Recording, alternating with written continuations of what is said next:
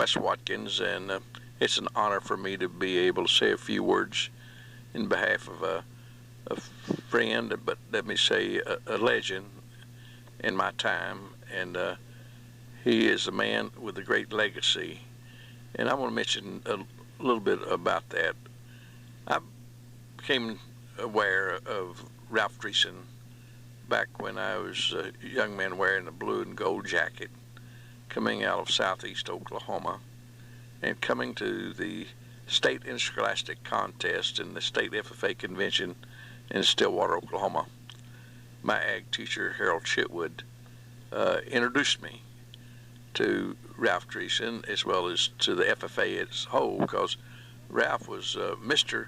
FFA as far as I was concerned, kind of from the beginning of the program here in Oklahoma, and was an ag teacher. Had a great influence in developing the young men at that time, now young men and women. But his legacy goes back to the fact that he was winning contests in every area of the FFA. Interscholastic contest was a big thing that we were participating in. And when you looked up, teams at that time out of Guthrie had been just winning everything, and you realized Mr. Ralph Dreessen was one of the ag teachers there in that community. As a result, I watched him, and I tried to prepare myself, because I had thought about being an ag ed teacher or FFA advisor somewhere along the way. And I entered Oklahoma State University planning to be an agriculture education teacher. But things kind of interrupted along the way in my life. One of the things that the FFA did, it led me to OSU. And as I've shared with people, I was a green hand, and I was probably the greenest green hand that you could ever imagine. But I saw other young men at that time coming in from small rural areas and performing in public speaking and various other leadership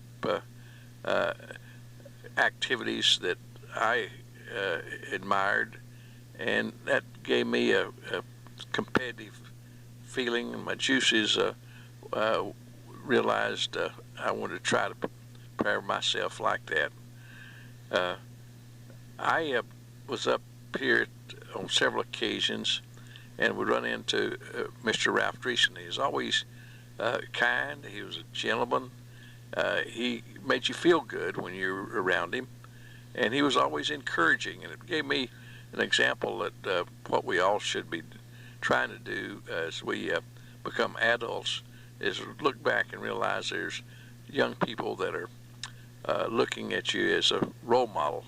And we are, all of us, one way or the other, we're a role model, whether it's on the good side of things or if it happens to be on a bad side of something. So we need to be always trying to be thoughtful like Mr. Dreessen along the way.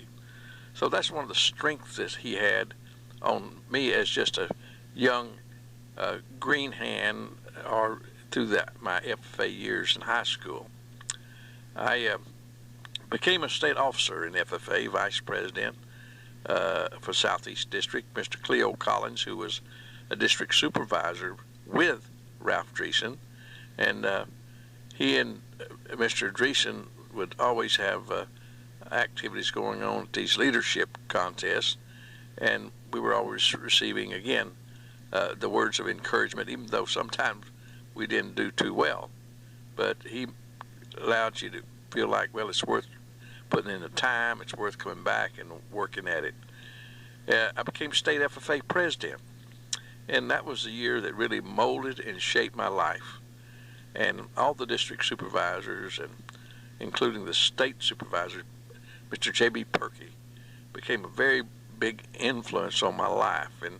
And Mr. Ralph Dreessen was one of them. Even though I wasn't directly under his district, he was always very encouraging.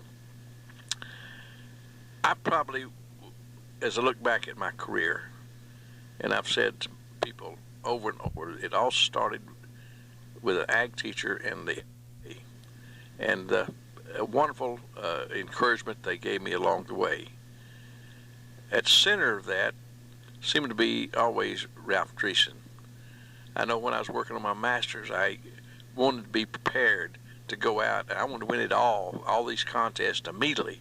So I had a thesis as I was writing my master's thesis on the preparations, the characteristic of ag teachers and how they prepared for these contests. So I had them all lined up because I was going to hit the road going strong. But as I did all that, I realized that this one name that kept cropping up, and that was Ralph Dreessen and the Guthrie FFA history of the background of all that competitiveness that he was always preparing his young men at that time to be winners. I never did use that as a preparation tool for me to be an ag teacher, but I can assure everyone in the sound of my voice, I used a lot of those characteristics in preparing me for the leadership roles that I end up having later on in life, and the participation in department procedure as well as the public speaking. I wanted to share a couple of things about the homespun attitude that he brought to the table. One thing he always said to me when I got into politics and served 20 years in the United States Congress, but when I first entered politics back there, and I won, and I was on my way to the United States Capitol in Washington, D.C. He kind of pulled me over to the side and he said, "Wes, let me mention something to you. I have witnessed a lot of people going to the Capitol, state Capitol, or the United States Capitol."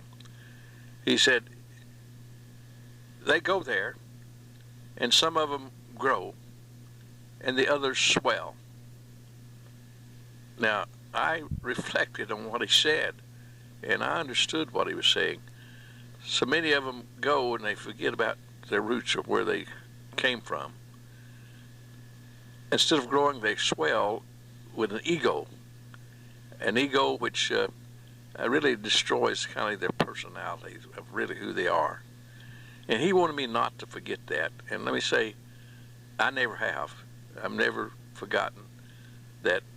I want to remember my roots and grow, yes, but not swell. Now, one of the other things he said to me when I got out of Congress, it also sticks with me. He said, "Wes," said, some people rust out and some of them wear out.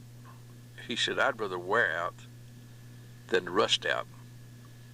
Now, what Mr. Dreessen was saying to me is, don't sit on your butt and do nothing. Be involved, be active. And I can witness the legacy of Ralph Dreessen and realized as his work continued, not only just during all those years in vocational agriculture and as state FFA advisor, touching the lives of many young men and women now, but he continued to share as a public servant. He is truly a servant of the people. And it's just been a pleasure for me over the years to realize that he's had a great influence, a personal influence in my life, and in the life of thousands of other young people who've worn the blue and gold jacket. So let me say, he has been a legend. And he's been a legend in a positive way. So I just say, I've been blessed because the life of Ralph Dreessen has crossed my way. And not only have I been blessed, I just want to say, may God bless him during these latter years of his life. He's worn with pride the opportunity for all of us to do better in our life. Thank you very much.